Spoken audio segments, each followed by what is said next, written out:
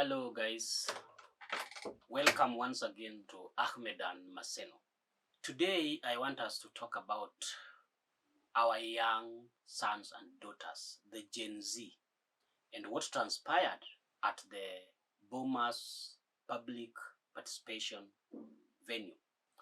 During public participation for the Nairobi County at the Bomas, we saw on cameras the assault of one Mr. Morara Kebaso, who was not only denied his right to participate in a public forum. It seemed that the organizers of the forum had in mind who were and who are not to grace the occasion. Led by Ruaraka Member of Parliament TJ Kajwang and his Madhari counterpart, both of them Luos, in other words, Ngombes of Raila, and others who unfortunately divided and whipped part of the Gen Z fraternity onto their side. They then divided Gen Z into two, those who are headed by the Raila route of faction and those who might call themselves leaderless. While our sons and daughters, the Gen Z, were and are still fighting outside there to liberate our country from bad leadership, a corrupt and non-apologetic executive headed by a corrupt and rudderless president, a bossy, self-centered, rogue, and a monster of a parliament.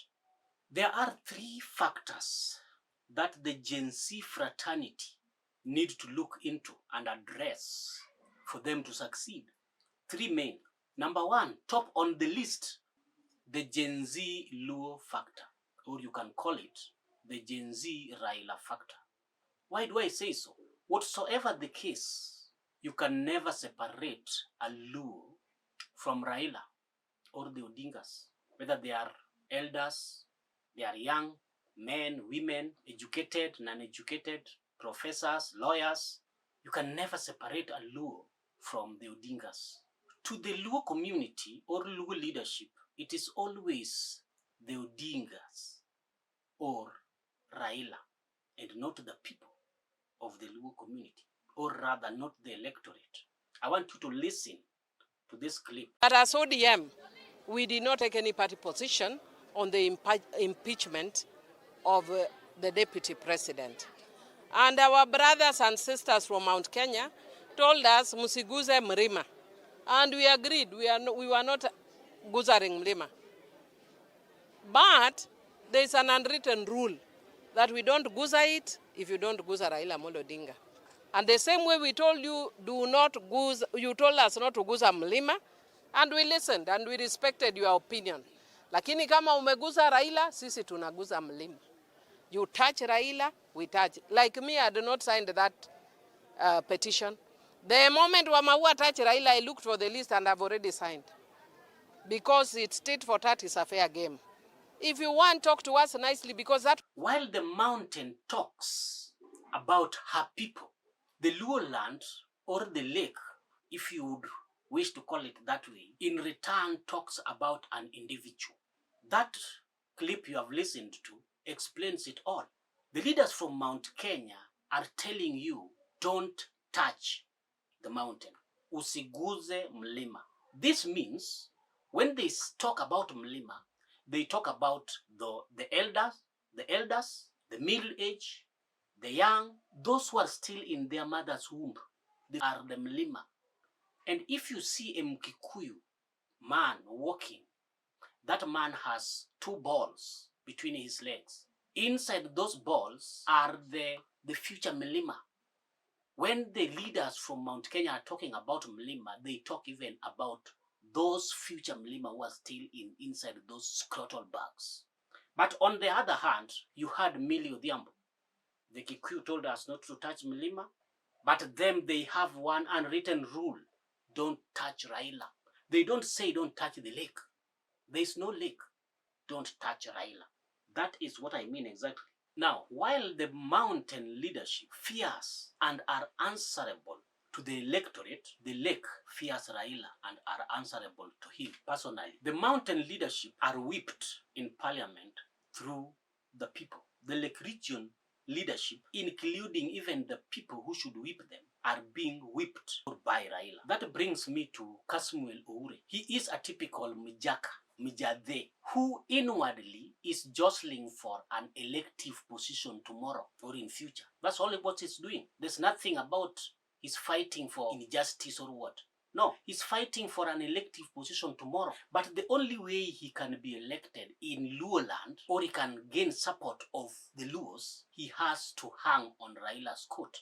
So he's going back home. That's where he belongs. For you to be elected as a Luo in Luo land or by the Luos, you must hang on Raila's coat. Therefore, he's not a leader. He's just a cow like other Raila's cows. If you see them, for example, they were there at Bomas, TJ Kajuang and this member of parliament from Madari, they are all cows of Raila.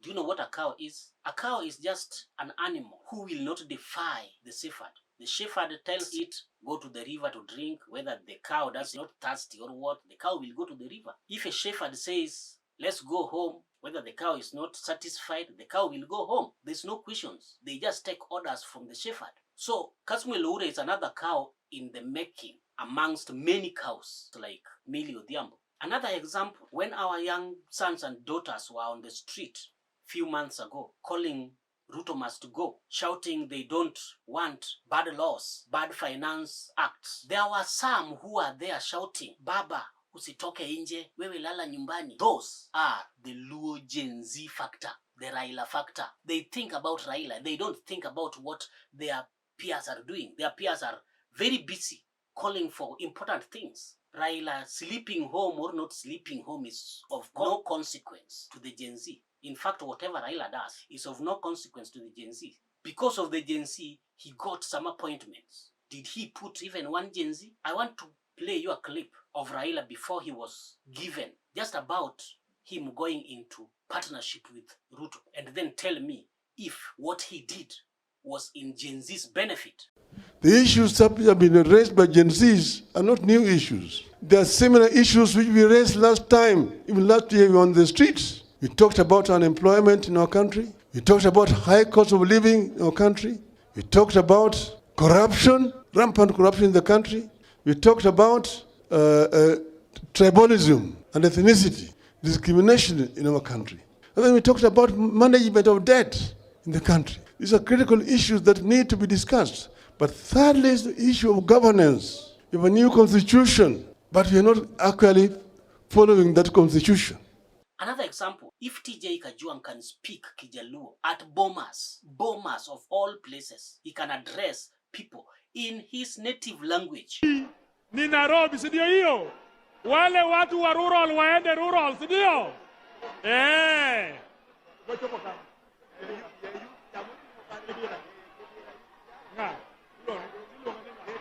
Aya, Derek.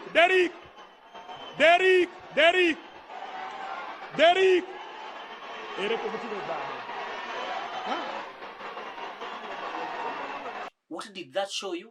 That the people who are there, most of them were mostly Luos, and they were whipped to go there. TJ Kajuang and the others knew who were to come for the participation and who are not allowed in. So it was not a public participation. It was a Raila participation. It was a Luo affair. That's why he spoke Kijaluo at Bomas. And by the way, if he could speak Kijaluo at Bomas, then why are they disturbing Gachagua for speaking Kikikuyu in Nyeri or in Kiambu or in Gatanga or somewhere in the mountain region? Then point number 2 for the Gen Zs to look at, allowing the president through parliament to impeach his deputy. Why am I saying this? By allowing the president to impeach his deputy will make the president himself look good.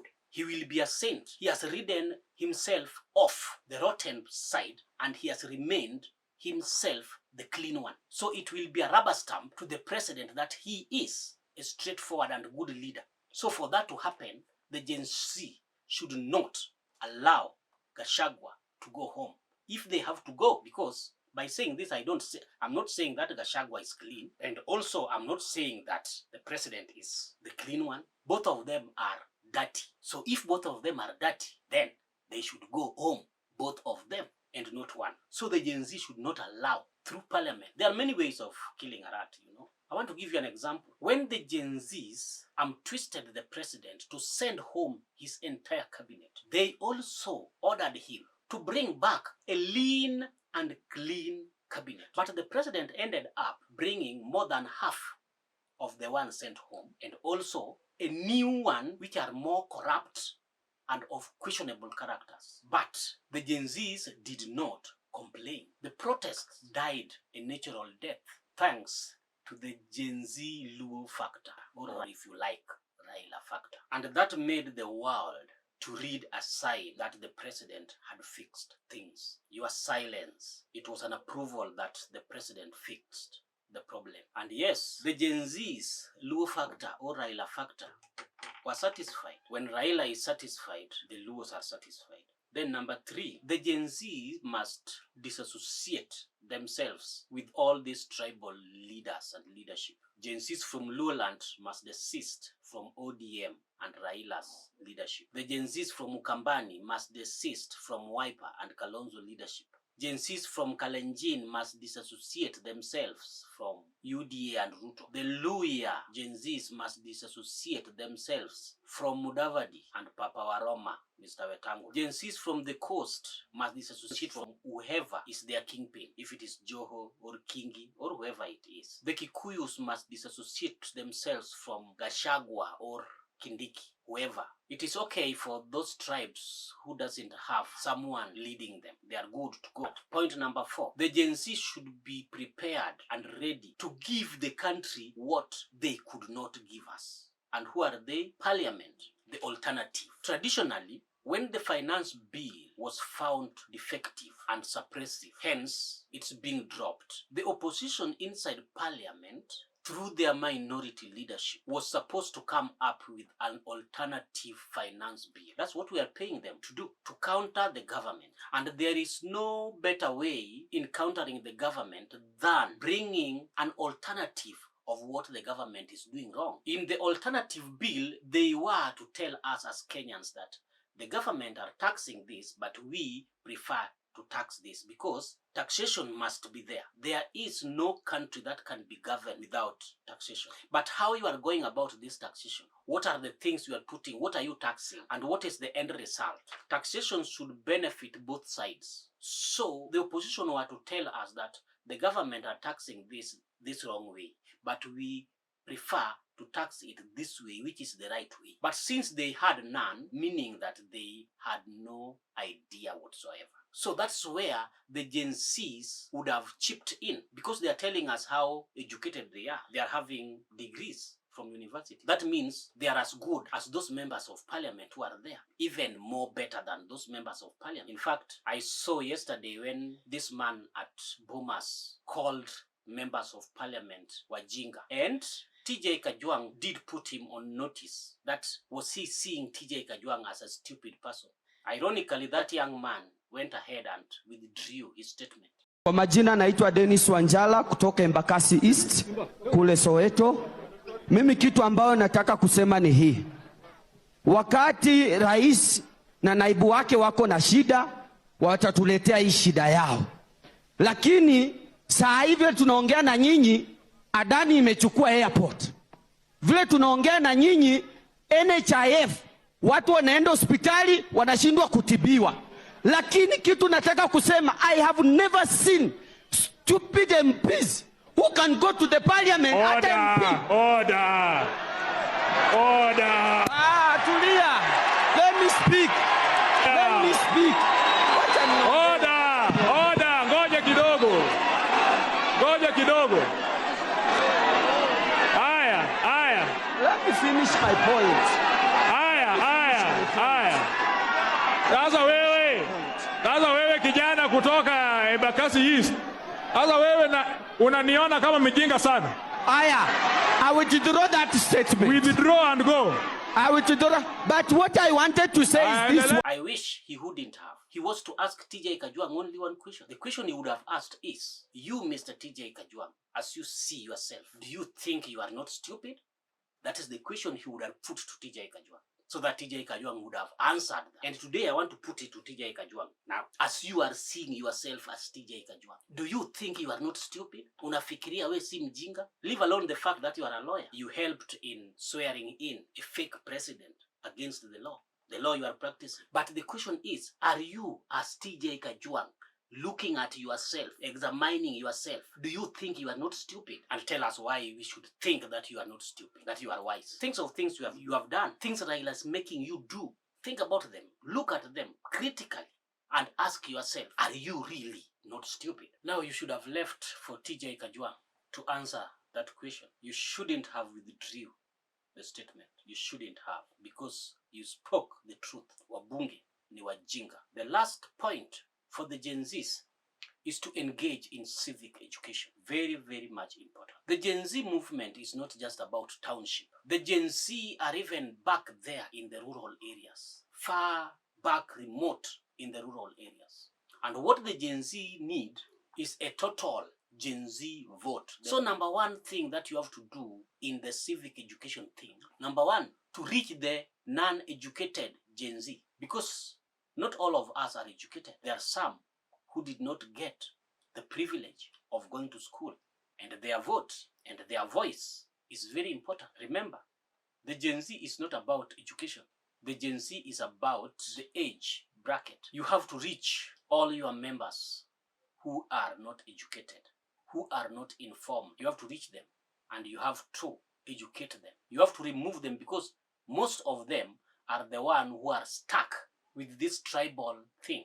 So you have to reach them, educate them, and draw them away from their tribal cocoons. You also have to inform them about what they are losing when they are not participating in the electoral process. You have to inform them of the benefit they stand to gain when they stand as the Gen Zs and face the older generation. I'm not saying that the older generation are now useless. No.